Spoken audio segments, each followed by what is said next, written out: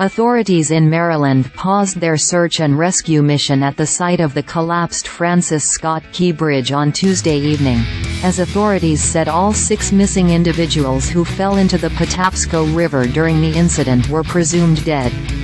Earlier on Tuesday, the consulate of Guatemala in Maryland said 2 of the missing workers were citizens of its country, but did not share their names.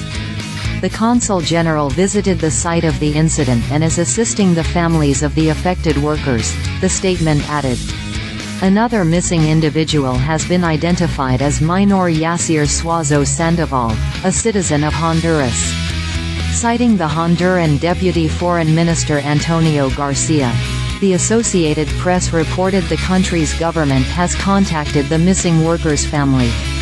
Another missing worker was identified as Miguel Luna, a 49-year-old man from El Salvador who had been a Maryland resident for over 19 years.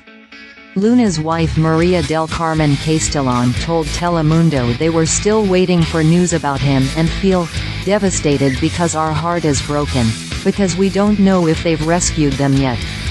Details about the other 2 missing workers are still unknown, although one of their colleagues, who was not involved in the incident, told the Baltimore Sun that all were of Hispanic descent.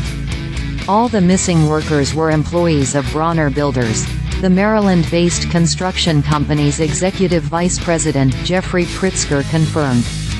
He added that one of the company's workers survived the collapse, but it is unclear if he was one of the 2 people rescued by first responders shortly after the collapse.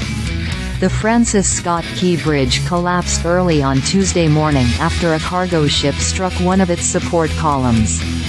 The Singapore-flagged vessel has been identified as Dali and was on its way from Baltimore to the Sri Lankan city of Colombo. Maryland Governor Wes Moore said the ship's crew issued a mayday call after they experienced a power issue on the ship, which allowed authorities to stop cars from going on to the bridge, a move that saved lives last night.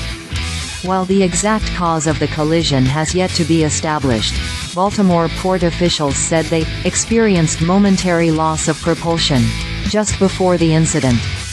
Authorities have said the incident doesn't appear to be intentional or an act of terrorism. Biden vows federal government will pay for Baltimore bridge rebuild after collapse.